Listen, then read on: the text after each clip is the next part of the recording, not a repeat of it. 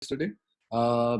Do make sure that your microphones and cameras are turned off during the lecture or during the lecture is going on. You can see a guy's camera right now. And what we'll do today is basically a continuation of wherever we left yesterday. All right. So people who have not, let's say, attended yesterday or for some reason missed out on some bit of the course, uh, please go back to the recordings that we have shared with you, go through it again so that you don't feel out of place in today's class, right? And this is going to be the pattern for your tomorrow's class as well. All right. Cool. So yeah, let's recap what we had studied yesterday. So we had started off with understanding what programming languages are. Uh, we had then looked at the popularity of Python. Uh, we had basically understood how the history of Python looks, what is the purpose of Python, how does it make code readable, what are the other advantages and features of using Python language, right? So we had gone through all of this. And then finally, towards the end of the lecture, I'd shown you how to basically have your version of Python installed on your device, and then you could basically get into the Python shell and write a few commands there. So we had seen writing a few commands in the Python shell itself, and that is where we had closed the thing. All right. So today our agenda would be to take the lecture forward from that particular place. We will now basically write a new program today, a multi-line program. Initially, we had only written one line, single line commands. We'll try to write a bigger program today. I'll show you exactly where to write it because Python shell is not the best place that you'll be writing it. All right. So there are better places. How do you write files, write programs in a separate file and then run it? So that's one way I'm going to show you. We'll talk about editors, consoles, IDEs in context to writing and running of code. I'll also explain to you the bit of code that we are writing. I'll try to explain why Python syntax looks in that particular manner, why the white spaces, the new lines that we had discussed yesterday, uh, I'll try to explain with the help of that particular program. So that's the agenda for today, right? And if there's any doubt, I'll give you the opportunity to go ahead and type the doubts in the chat itself. All right, cool. So let's start the screen share as I'd done yesterday. And please try to pay attention to what I'm doing here. Okay. So everyone can see my screen, right? Let me quickly open up the console here and get into the Python shell as I'd done before. So I simply write Python 3 and you can see I'm right there into the shell. All right. Let's type print 97 plus 45. So you get 142. All right. This is the kind of example that we had seen yesterday. You can write print basically a string here. A string is nothing but a series of characters. So you can write, let's say, attenuate, print attenuate onto this console. Now, this particular 3-arrowed symbol that you're seeing here is basically called a prompt. I can write anything on this prompt. It is meant to be like the prompt basically signifies that you can write whatever you want. And whatever is printed here, you cannot see that triple arrow symbol before the printing itself. That is not a prompt. All right. That is in programming terminology known as the console. All right. CONSOLE. That is the console is what we call it. So whatever program you're writing, it will basically end in a result, right? So that result is outputted onto the console. While wherever we are typing, is mostly called the editing area or the editor in short. So that is the difference between your editor and your console. Got it?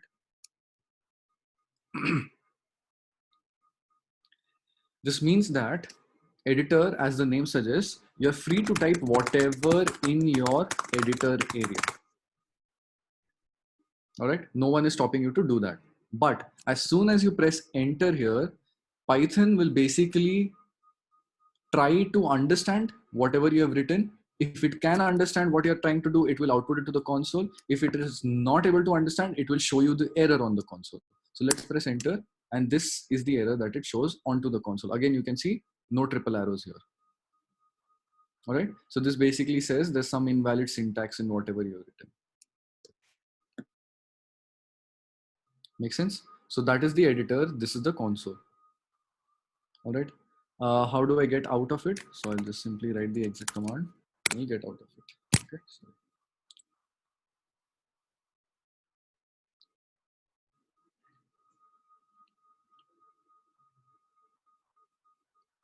I do not bring up this console. I simply press enter, and Python at that point of time runs your code and outputs it onto the console so that you can understand what happened. So I simply press enter and it shows me the output on the console. All right. Now, if you have to write a program, let's say a simple program of adding two numbers, and I should see the sum on the console. All right.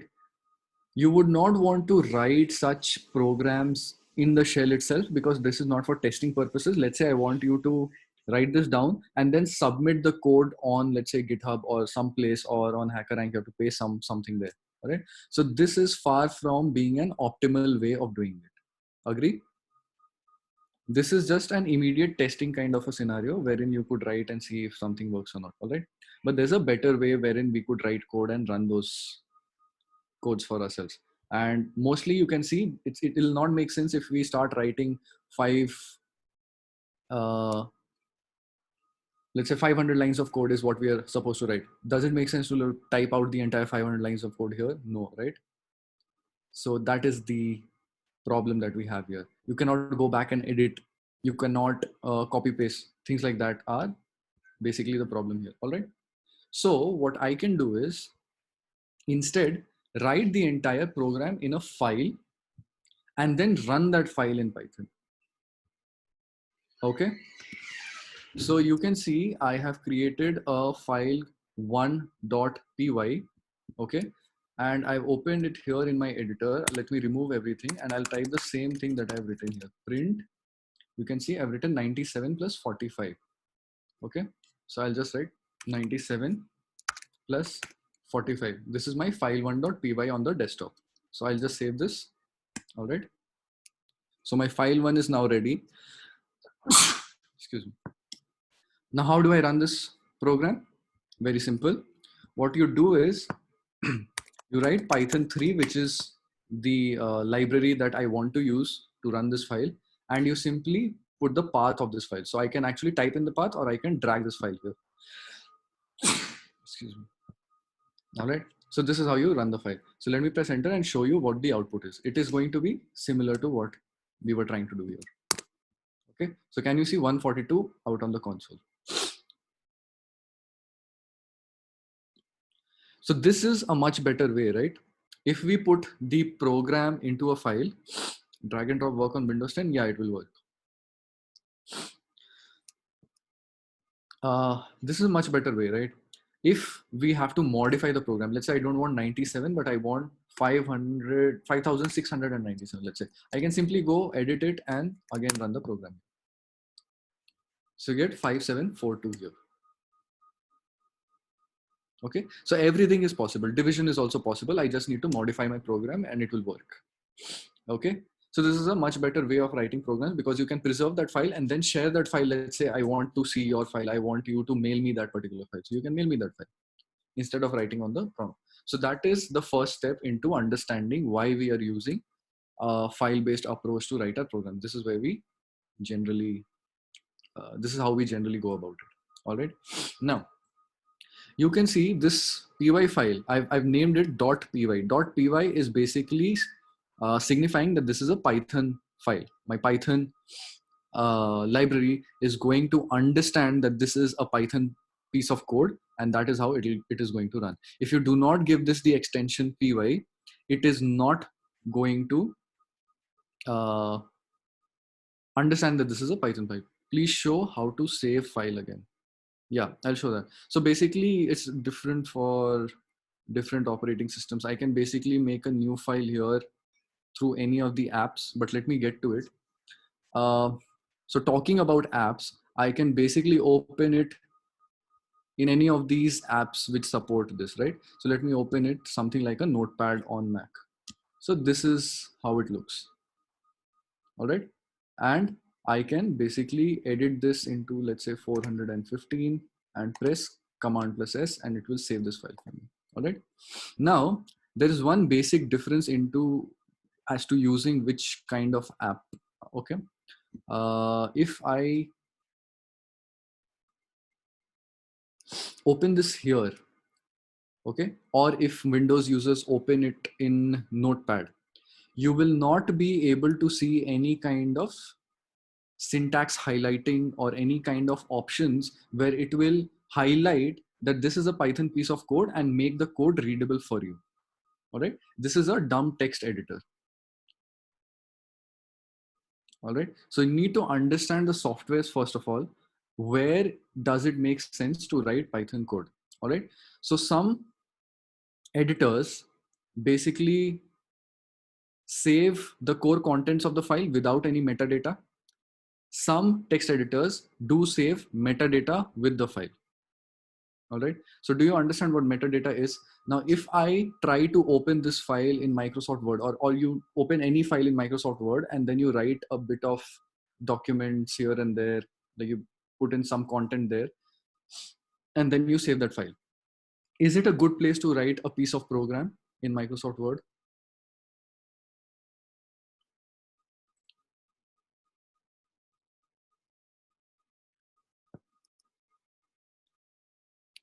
No. Okay. Why? Because your Microsoft Word stores some metadata associated with your core content. That is how you basically get different colors of fonts.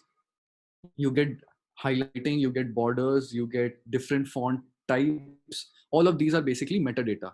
Does your program, a piece of program, care about what font you're writing in, or what color you're writing in, or what highlighting you're using? It doesn't care about those things. So that is why using something like a Microsoft Word does not make sense. Those are called rich text editors.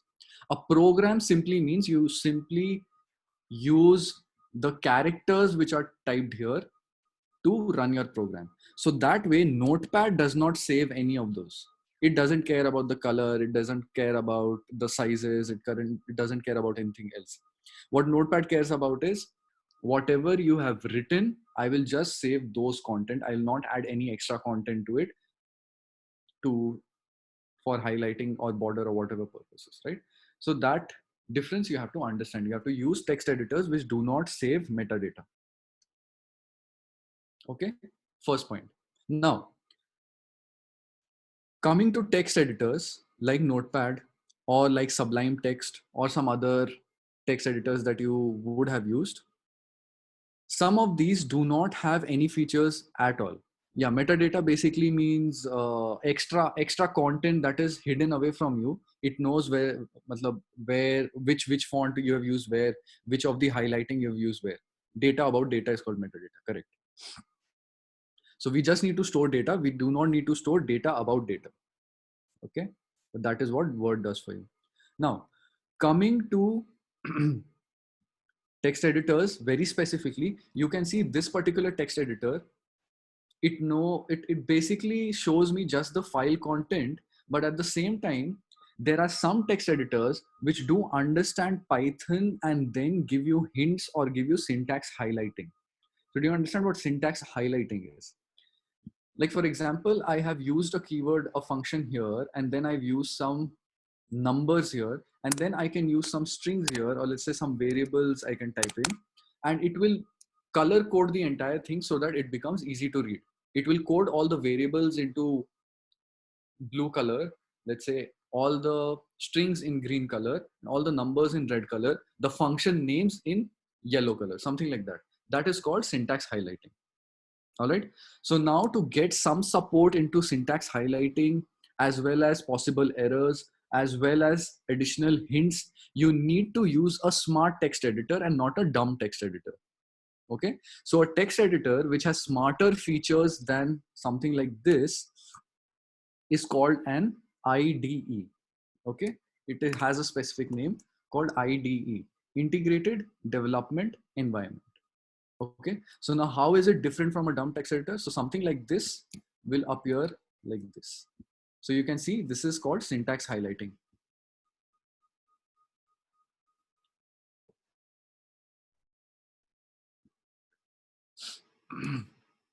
Got it? Okay, so now from Notepad, let us upgrade a bit to these kind of integrated development environments. Okay, so there are a lot of environments out there. You have PyCharm from JetBrains. You have Atom. You have Jupyter Notebook. You have what I am using is known as Visual Studio Code. So Visual Studio Code is a free software from Microsoft. And because it is from Microsoft, it has a lot of support for good stuff. All right. And at the same time, being free from a company like Microsoft, it has gained a lot of popularity. All right. So personally, I have this bias towards using Visual Studio Code, but you are free to use any integrated environment that you want, any IDE that you want. All right. So if you want to use Visual Studio Code is what is my recommendation. You can go to their website, Google Visual Studio Code. Directly on their website, you'll get a download link. So you just have to download and install Visual Studio Code and start writing a piece of code. All right. So I've opened this file 1.py, which was on my desktop here. All right. And you can see I'm writing I've written this piece of code, which I've then run in my terminal. Okay. Now, let me show you what else does it highlight for you. Like it becomes easy to read codes here. Let's say I stored that particular number, the first number, in a variable. So I'll write 5697 here. B is equal to 415. And then instead of writing the numbers itself, I'll just write A plus B. So can you see the different colors here? Let me just zoom in a bit. Can you see the different colors that are available here? So how does it know? Because it has smart understanding. It is not a dumb notepad. It has smart understanding. It has already detected that this is a Python file. So what it will do for you is it will see that this is a variable, color coded in a different way. It will color code the operators, equal to, plus sign in a different way, the numbers in a different way, the function names in a different blue color, and the variables here which are being printed out into green color. This is syntax highlighting for you, and all the IDEs are able to do this, but a normal text editor will not be able to do this. Got it?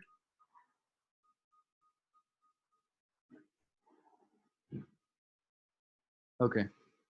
Now, an additional advantage to using an IDE, I'll tell you. So every time that I change this, let's say I change this value to 65, every time that I save this, to run this particular program, you will have to go back to the terminal. All right, let's close this editor for now. You will have to go back here and then run the file here. So you get the answer as 480. Okay. But being an integrated development environment, it also provides us a terminal option inside its view as well. So I can go here, terminal, open up a new terminal. And instead of doing all of these things here, let me close this as well.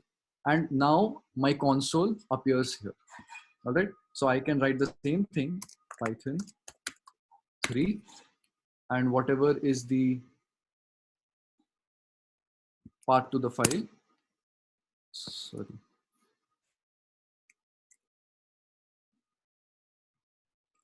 I mistakenly put a space here, right? So it gives you the answer 480. So that is the advantage of using an IDE. You get everything related to your development in one particular software. You don't need to go and write in a notepad, then run in a terminal, and then do all sorts of mixing and managing. Everything that you need is in one screen, and you don't need to like, and apart from this, there are other advanced options as well. All right, so we'll come to that as and when you start using and writing code here. You'll see there are a lot of features that this particular kind of IDE provides. This is not your normal notepad. All right, there are so many, like for example, look at the bottom bar here. All right, this bottom bar already tells you where your cursor is. So currently you are on line 3 column 7. Let's say you printed a whole bit of code, like 500 lines of code, and in the error that you received there, you get an error that there was an error on line 465 and somewhere. It's very easy to search here. It already gives you the line number, and wherever your cursor is, always update. So if I go here, you can see line 2 column 2. If I go here, you can see line 2 column 8. So all of these nifty features are basically inbuilt into the IDE.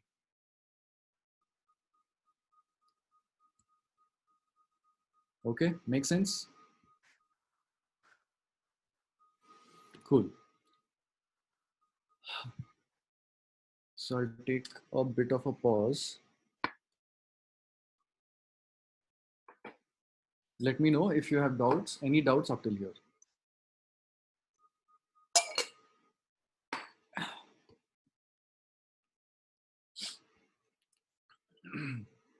Where are you writing the codes now? See, the same file I've opened up here. Okay.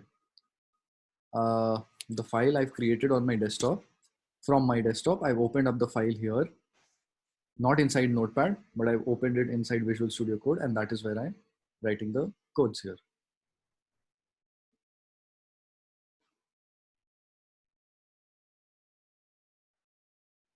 How to link the file? You don't have to link anything. You have already given it an extension, right? .py. Everyone understands what .py means. Your ID, your Visual Studio Code ID, PyCharm, everyone understands that this is a Python file. As simple as that. Which ID? This is Visual Studio Code. I've told you. See, about Visual Studio Code. This is the ID that I've been using. All right.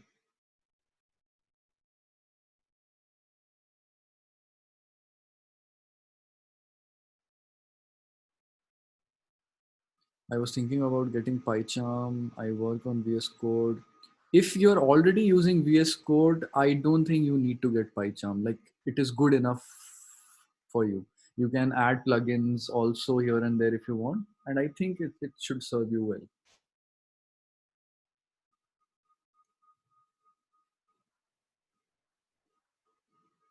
Please send the link to download this ID. Okay, sure. You just need to Google Visual Studio Code. I think someone can do that for you. This as simple as that. All right. Okay, Pritish is asking, why do we have to use the .py extension even in IDE? We do not use it inside IDE. We create a file outside our Visual Studio Code. Our VS Code is just opening the .py file. All right. And why do we use an extension? Wherever you are using a file, you need to know the extension. Otherwise, this could be a TXT file, right? You don't want this to be a Python file. This could be a very easily a TXT file, and your VS Code will just let you code whatever, just let you write a TXT file like that.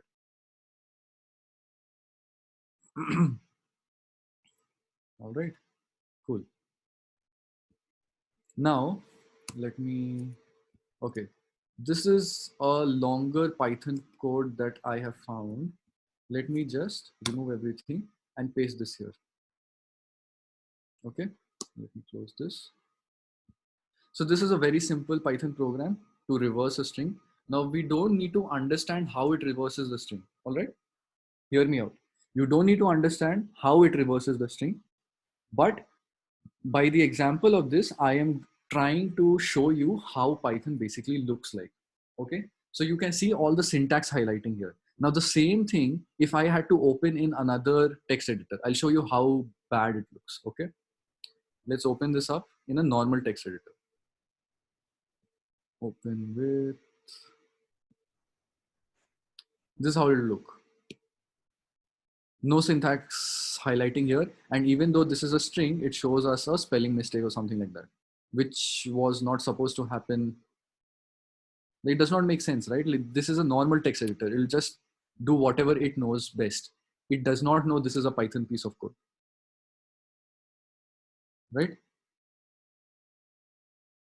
So that is why using a text editor like this, you will have to figure out mistakes by yourselves, and it is very difficult to read whatever it is written here because it's not color coded at all. So you'll have to try to understand whatever is written here by yourself. All right. So I'll just close this and come back to this. So this is much more user friendly, right? Now, if you look at this, there are a lot of colors being used here for different use cases. All right. Um, let's see.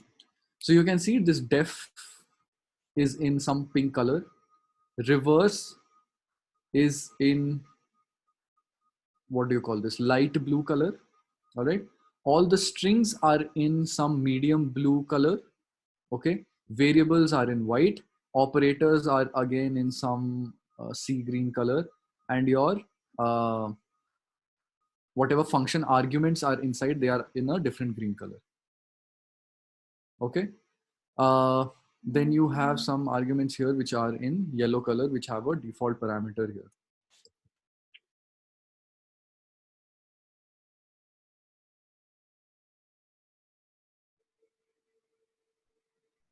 Got it?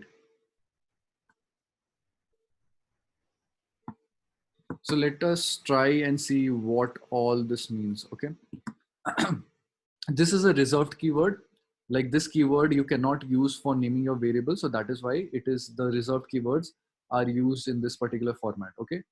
Not all, but at least yes, when you define something like this, it is used in this manner. Then you have, let's say, your print function or your this reverse function. All of these are functions because there's a parenthesis after this, right? So these are coded in a different color. Your operators are in a blue color. Okay, operators or let's say expressions are in blue color. And meanwhile, let's look at this. Why is this grayed out on top? Any idea? These are comments, yes. What are comments?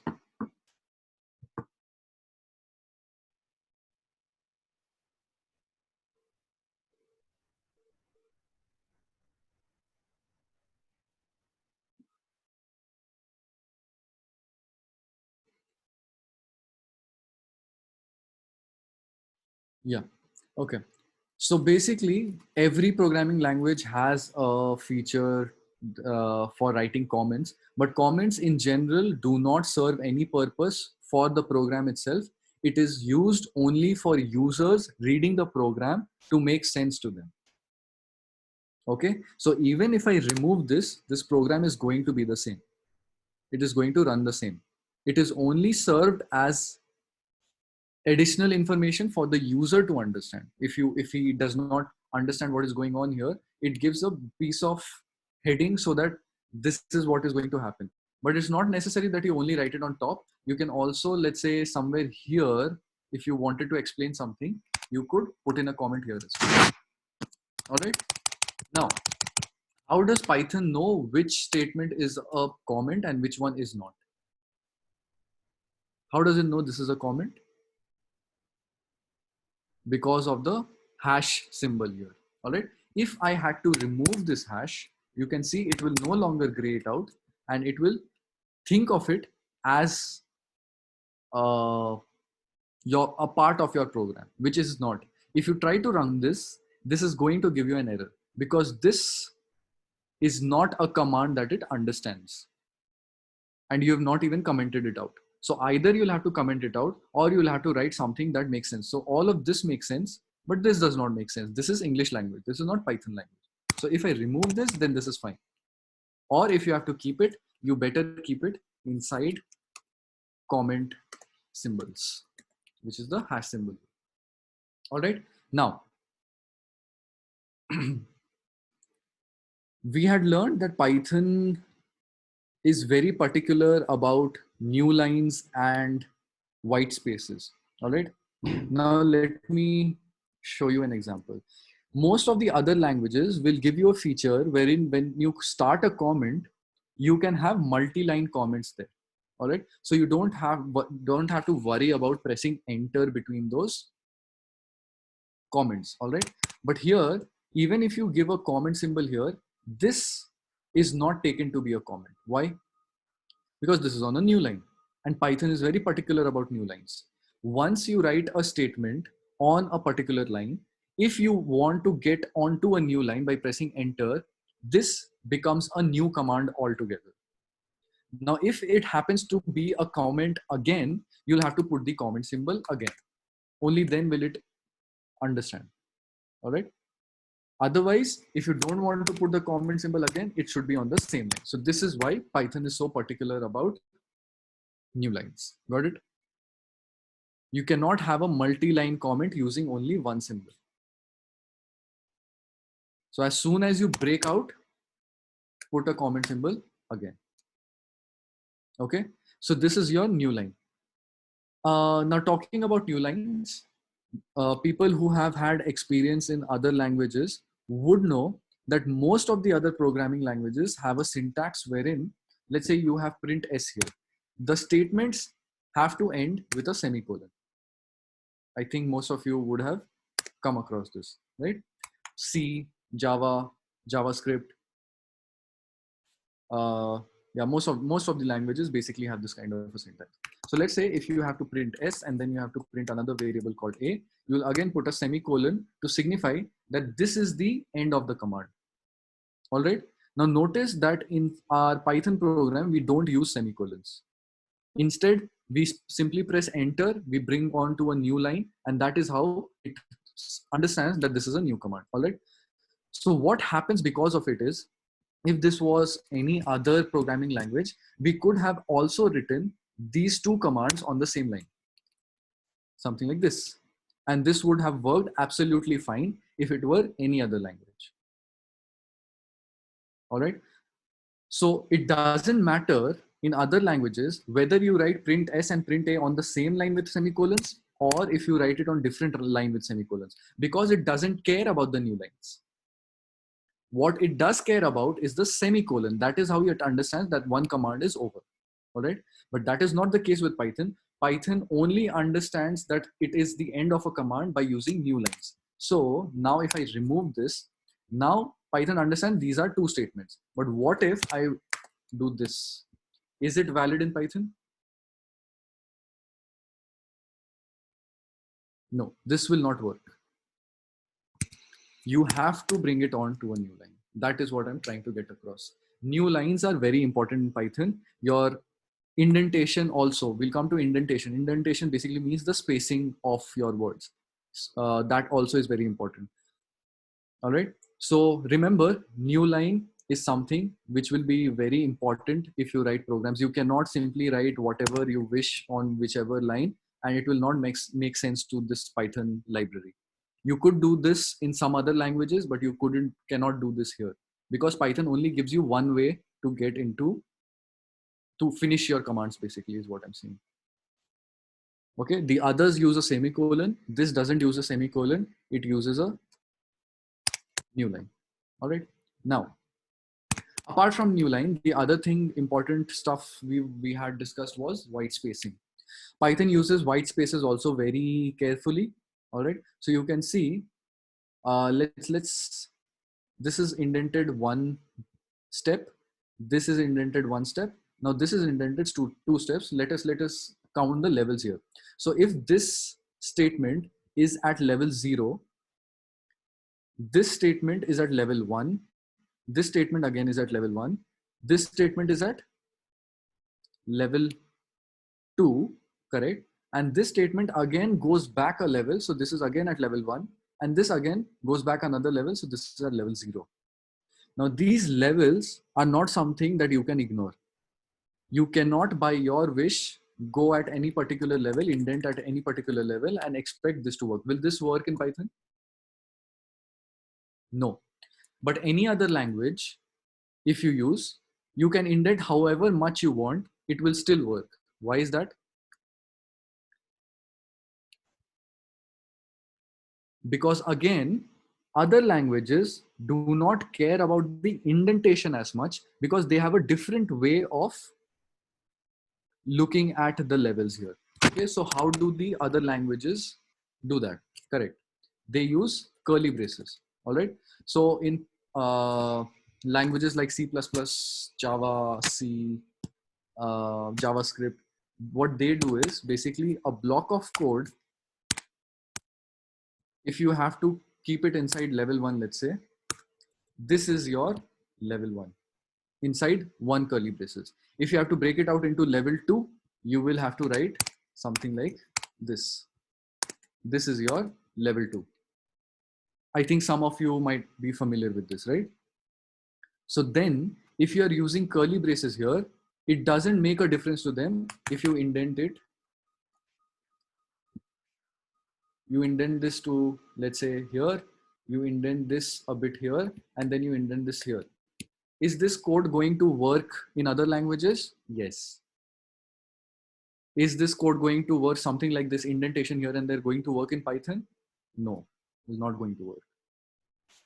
So that is what I'm trying to put across. All right. Now, if you are running your brains parallelly to what I'm teaching here, you could think of the new line and the white space together, and can you like come up with a advantage or a feature of Python that we have already discussed? What does these two things together lead to? Why did Python think of it in this particular form? This was the foremost purpose of Python, developing Python. Code readability, correct. Yesterday, when we had seen the first paragraph of Python, the whole purpose of developing Python was, the vision was that the code should be readable. All right. So currently I showed you a few seconds back.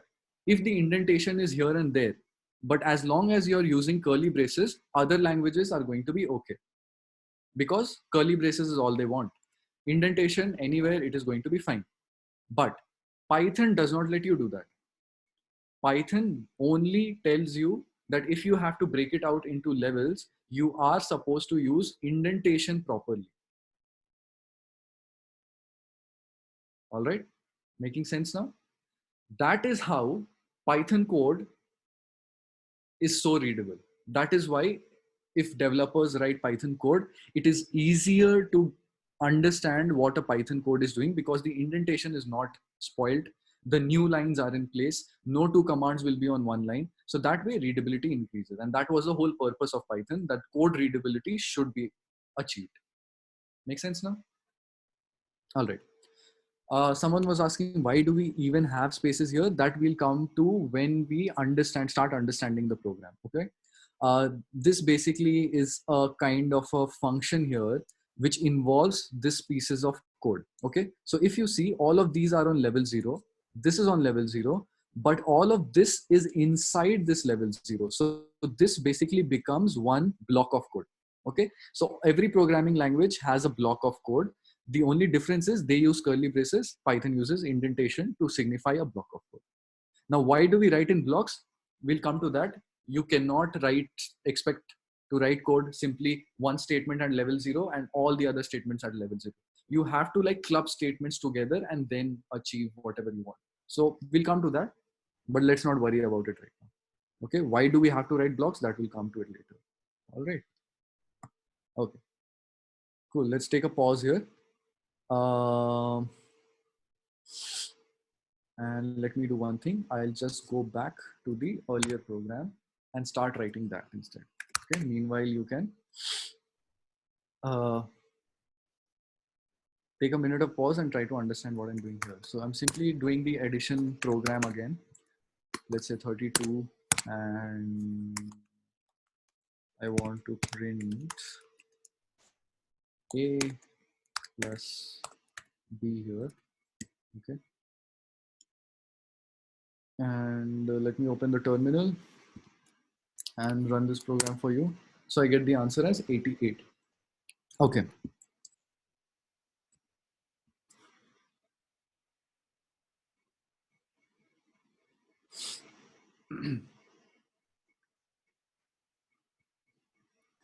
Now let's get into more technical stuff here.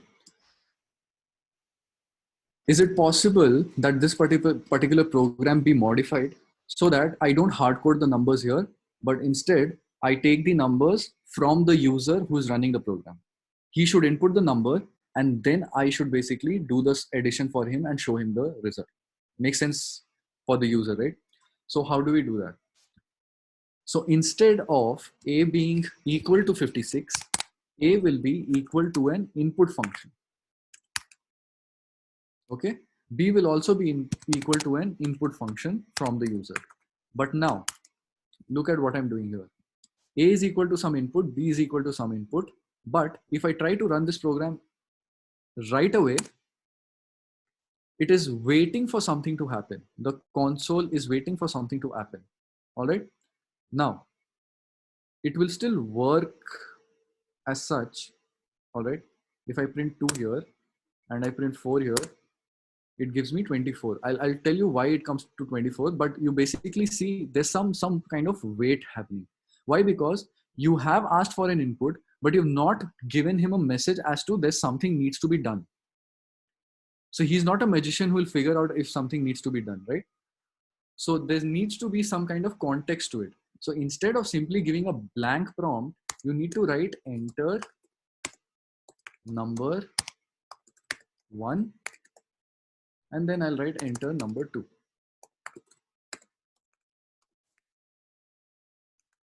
Okay, now I will save this and it will make much more sense. Okay, so now let's enter number something 34 and 12. What do you think the output is? 34 plus 12?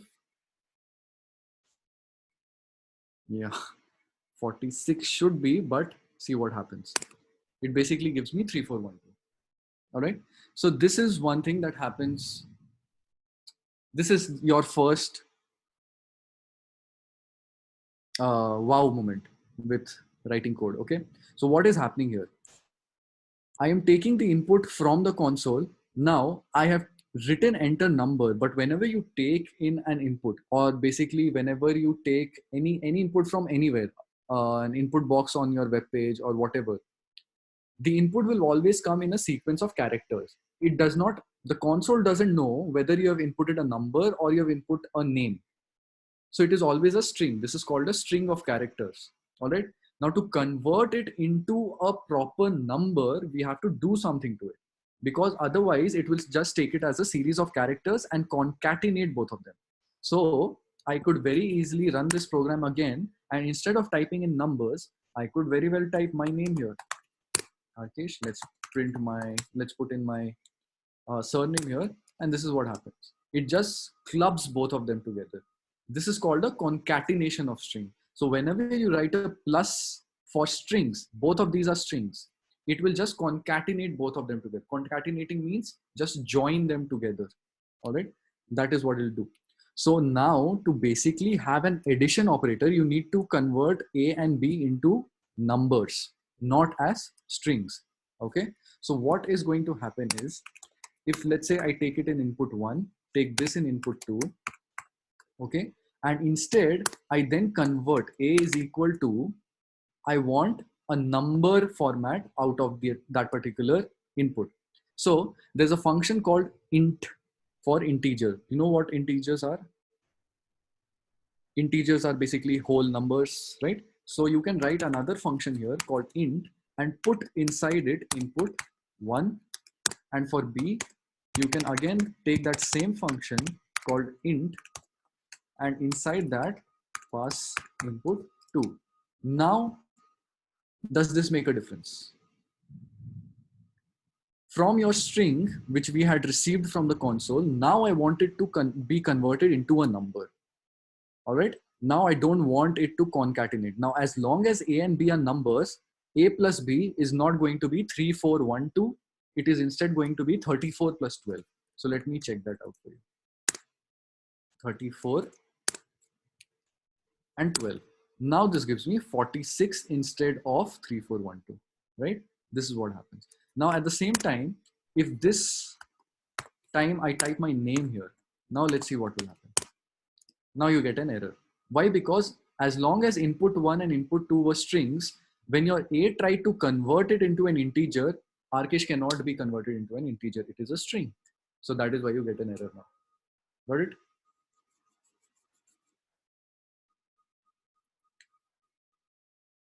Cool. Any questions up till here?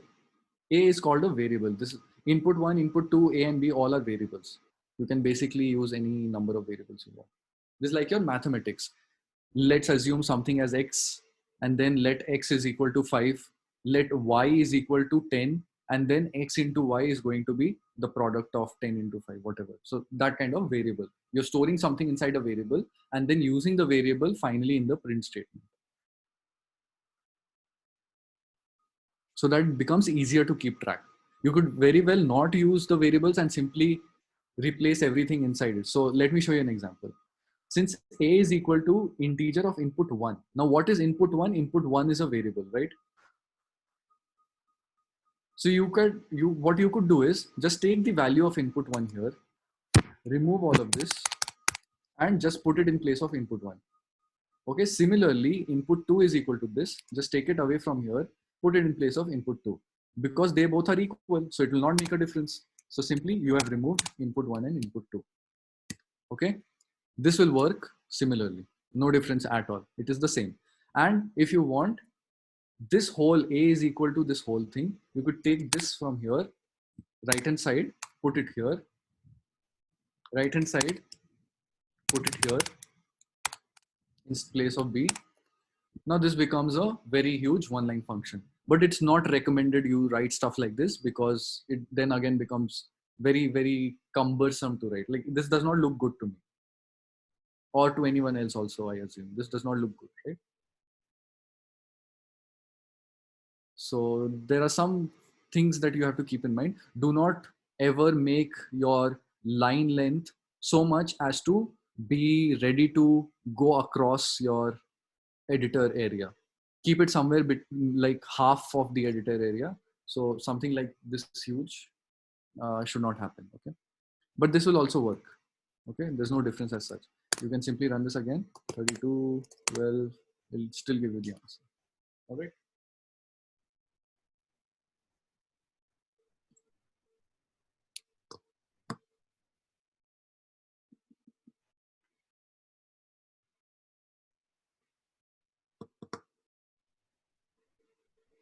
Time complexity, no. Time complexity doesn't increase for this.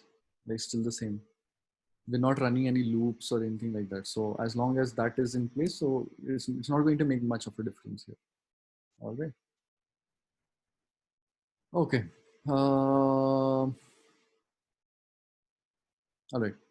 So we are almost done for today. Let's recap a bit. So we have seen how to write codes in Python, how to run it here. All right. So that part is covered. You could go back. We'll give you the recording, as I've told you earlier. We'll give you recording for each classes. So for this particular class, also, if you miss something out, you would go back to your recording and then revise whatever has been done. And because this is a developer's course, I would recommend that you go ahead and code a bit yourself. You cannot expect not to code and then become a developer. Like it does not make sense. So you have to like get practice with your code as well. So try install your IDs if you don't have. Try to write a bit of code here and there. If you want to go research on the internet, some beginner programs for Python, things like that, right? So that is one thing. Now, because this is a demo class, we are specifically not giving you any kind of coding challenges or assignment, because that is what will help you to uh, basically get in alignment of whatever we have taught, right?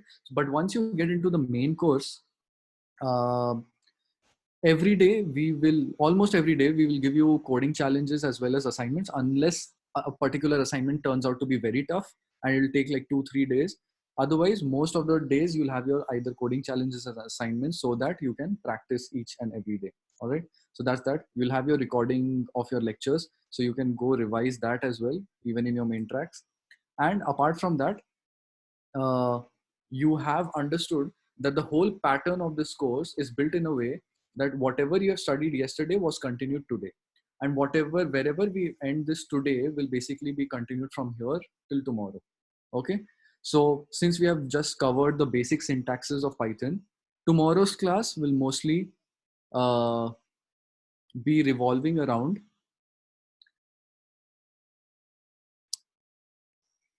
some more functions, some more commands in Python itself. All right. Now, basically, we have only seen print, input. What else? Yeah, I think these are int. Yeah, print, input, and int are the only three commands that we have seen for today. So from tomorrow, we'll get into the other statements that I was showing you, def and all of those things, and some data types. So you've seen int is one data type. There's some other data types. So mostly it'll be centered around that. Okay. And after that, we'll get into the main course. And someone was asking me about the for loop and everything. So that will happen inside the main course. All right. We don't have the bandwidth to cover so much of stuff right in the demo classes itself. So we'll get into for loops, and there are a lot of other things, the details of it, which we'll cover in the main course itself. All right. So yeah, that's how I will orient you towards the thing. The speed of the class will mostly be like this only. The only difference would be in your main track classes, we'll extend the 1 hour classes into somewhere around 1.5, 2 hour kind of a class. All right. The speed will remain the same. The length will increase a bit. Okay. That's what. Okay. I think most of the technical doubts I've solved for you. Yeah. So it's time I share the attendance for today with you.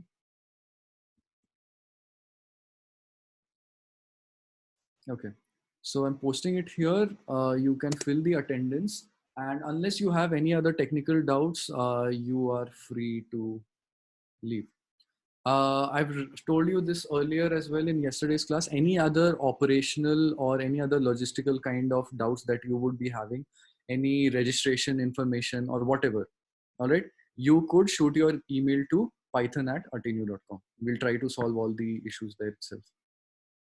All right.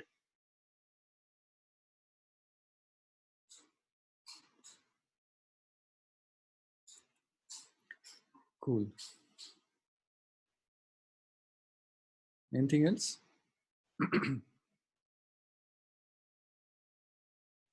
Anaconda view this. So there's no need for, this is a beginner Python course, so you don't need all of those stuff as of now.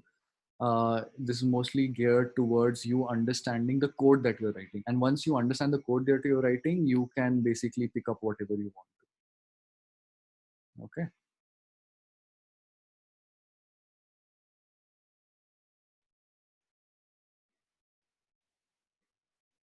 Is this course beginners to advanced? This beginners to advanced, I'll not exactly say this is beginners to advanced. This is mostly a beginners course, which will help you lay down the fundamentals for anything advanced that you would want to learn. It's something like that. Okay.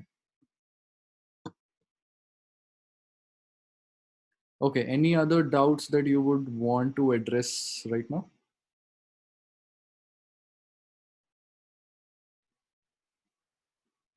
As a beginner, just needed more detailing on this softwares like Visual Studio Code.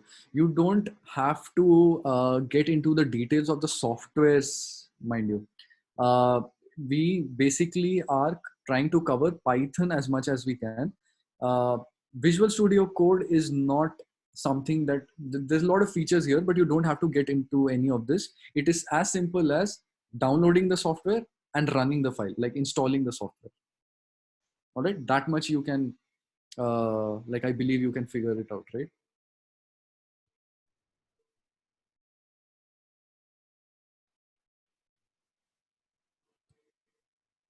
As I'm learning Python, do you suggest it is good to join this course also? You're learning full stack developer course from Atenu. Yeah, this is fine.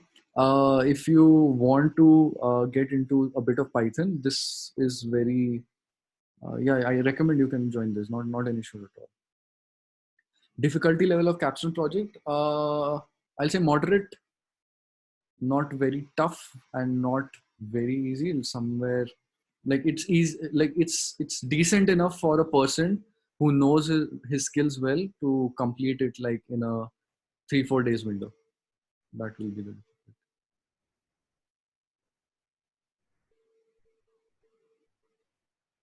Can you please explain setting the environment to run Python codes tomorrow? In setting the environment. I think this is, have you installed Python, Madhur? Is it working fine? So you don't need anything apart from that. If it is working fine, you just need to pull up any of the, you can just forget about Visual Studio Code. You can just simply take up a notepad, write a Python piece of code, save it as some file name .py, and then in your terminal, just run it. All right. Now, if you do install Visual Studio Code, the first screen that you will get is a blank, this thing. All right. Or you can open a new file. So how do you open a new file here? File, just open a new file, type another print statement here. Sorry, print, let's say whatever, Madhur. Okay, this is a fair enough Python program, right? So when I try to save this, it will ask me where to save. So desktop, and the file name, what I'm going to give it is madhur.py. Okay, and I'm going to save it on my desktop. So now if I run this, if I have to run this here, I will basically give the file name here. This is what madhur.py. Was it with a capital M